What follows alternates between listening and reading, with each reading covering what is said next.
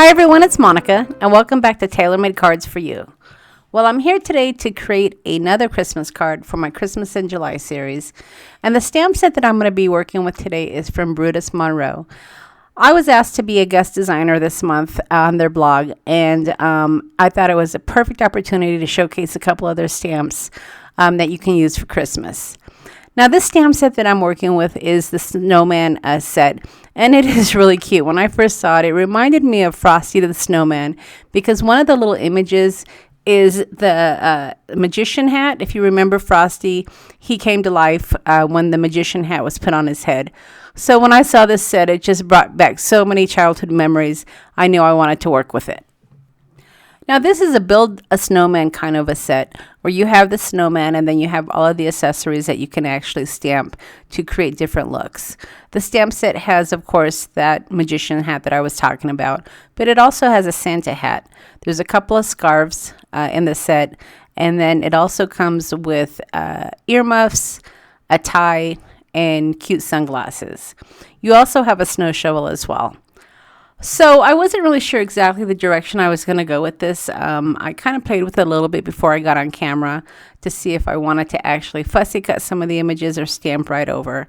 I was hoping that I could just stamp right over because some of these little pieces are pretty small, but they're so adorable. You just have to take your time and decide if you want to stamp over your snowman or actually fussy cut them. So I started out by bringing out my mini MISTI, and I just got some white cardstock and I stamped my image. Now, I knew I wasn't going to be doing a lot of coloring on my snowman, so I wasn't really too worried about working with Archival ink. But again, I kind of went back and forth with my scrapbook.com, which is a hybrid, and along with my Archival ink, just in case I was going to do some coloring. Now, while these are the clear stamps, these stamps are not flimsy at all. The stamp is really nice and thick and it holds up really well, so I was really impressed with that. Typically, I like to work with the deep rubber stamps because you get a nice crisp impression, but with these Brutus Monroe stamps, you also get a really nice crisp impression, so I was really impressed. This actually was the first time that I've worked with their stamps, so I have to say that I was really excited to try them out, and they did not disappoint. All right, so for my Build a Snowman, the first thing I knew I wanted to do was to add the sunglasses. And the sunglasses was really a no-brainer. I knew that I would be able to cover his little eyeballs because the sunglasses had that black lens. So I just stamped right over my snowman, and as you can see, it worked really well. And then the next thing I decided to add was the little scarf. Now, I kind of took a chance with the scarf because you can see that the snowman does have some buttons. And I thought, well, maybe if I color in my scarf, I will be able to cover up the buttons. But when I stamped it, I saw that that really wasn't going to work. So ultimately, I ended up just stamping my scarf on another piece of white cardstock and coloring it up and then fussy cutting it to add to my snowman. And ultimately, I was really happy with the results that I got. I decided to also stamp the hat just in case I had the same problem. I was going to first try to stamp the hat directly onto the snowman, but again, if it wasn't going to work, at least I'll have another image where I can fussy cut it and add it right on top of my snowman's head. So like I said, I wanted to go ahead and stamp the top hat right on top of the snowman, and hopefully that was going to work. The only thing that I had to worry about was the top part of the snowman's head, and I figured that little band that was on the top hat might cover it up. So I was trying to position it perfectly so that way the line wouldn't show. And I didn't do a great job of covering the line, but I knew once I colored it in with the brown that I had planned on coloring the hat that I would cover it up. So I wasn't too worried about that. The only thing that I noticed with the stamping of my hat is it was a little bit high on his head, but I didn't want to cover his sunglasses. So I just ended up going with it. All right, so the next thing I wanted to add to my Build a Snowman was his scarf. And I had the choice between the longer scarf and the smaller scarf. And I ended up going with the smaller scarf, not for any particular reason. I just liked the look of it. Now this stamp, I was a little hesitant. I wasn't really sure if I was going to be able to cover up those buttons, but I thought maybe if I got a deep enough red and I stamped it just right that I might be able to cover it up. But really, once I stamped it, I knew that wasn't going to work.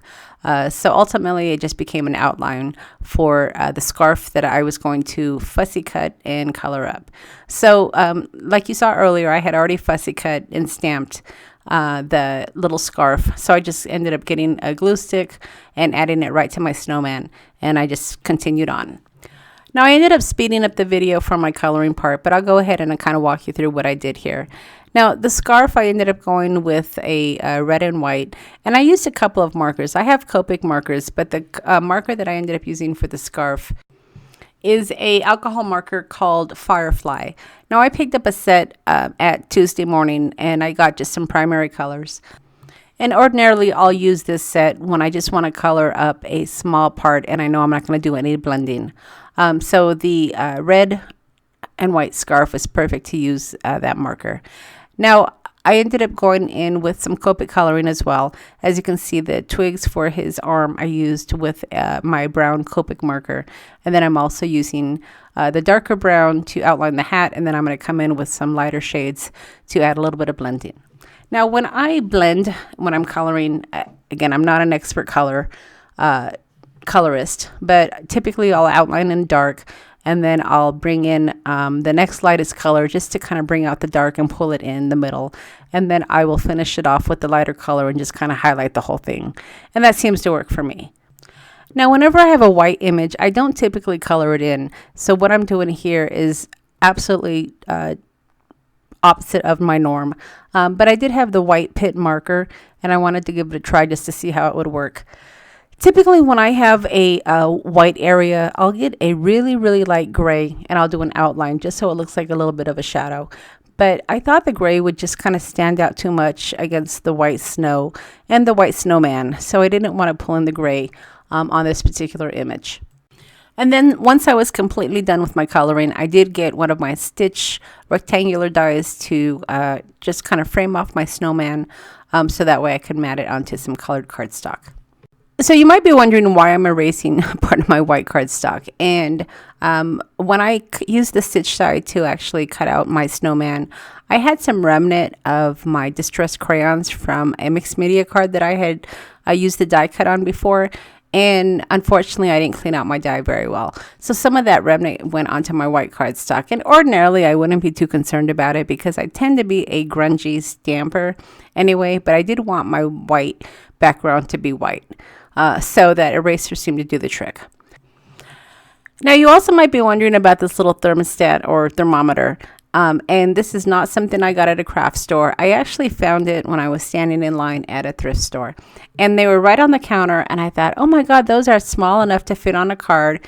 And it would be really cute to use for like a snowman scene, or if somebody is sick, kind of use it as a thermometer. And they were sitting right on my desk when I was creating my snowman card. And I thought, I'm just going to plop that baby right onto my cardstock. And I really think it worked. So I had, like I said, I went ahead and I matted my snowman onto some black cardstock. And then I matted the black cardstock onto my white cardstock because I wanted to have everything adhered before I actually added my little thermometer. Now you might also be wondering about this little thermometer that I'm placing on my card. And this isn't anything that I found at a craft store. As a matter of fact, I found it in line standing at a thrift store. And I thought they were small enough to fit on a card. And the first idea that I had with them is to use on a Get Well card, kind of like a thermometer. But then when I was working with my snowman, I thought, oh my gosh, that'd be really cute to kind of add to kind of demonstrate the temperature outside. And I did have some white space on the card, so I just kind of plopped that right on there. The only thing I'm unsure about is how it will actually mail. So I probably will not be mailing this card. This might be a card that I actually hand deliver. So don't be afraid to think outside of the box when you're putting your cards together. Sometimes the most obscure items can be really nice additions to your card. So with that said, I went ahead and got some of my Nuvo glitter pen, and I just kind of highlighted around the white space just to give a little bit of glitter. And then I went ahead and started on my sentiment. Now, these little stickers that I'm using are from Tim Holtz, and I'm going to be spelling out the word "Let It Snow." And the reason I ended up using these rather than a stamp is I just liked how I was able to place them and not have to worry about fitting an exact sentiment right on my cardstock. With these little label stickers, I can easily create a sentiment and position them exactly how I need them. So ultimately, I was pretty pleased with the way that the card turned out. His hat might have been a little wonky on his head, but I think that kind of creates interest on the card. And after all, if you want a perfect card, you can certainly go to Hallmark. I love that some of our cards aren't perfect because it really shows that you've put some time and personal care into creating a handmade card. And truly, I think that's what the holidays are all about. I love getting handmade cards over the holidays, and unfortunately, I don't get too many of them because a lot of my family and friends aren't crafters, but I certainly enjoy creating them and sending them to my family and friends. All right, so with that said, I'll leave a list of all the products that I've used to create the card along with the links to the stores. If you've enjoyed the video, don't forget to leave me a thumbs up. And if you haven't subscribed to my channel yet, don't forget to hit that subscribe button. As I indicated earlier in the series, I am going to be doing some giveaways, something on every video. I haven't quite decided what I'm going to do on this video yet, but in order to be entered into the drawing, you're going to want to make sure you are subscribed and you do leave me a comment. All right, everybody, thanks so much for stopping by, and we'll see you again next time.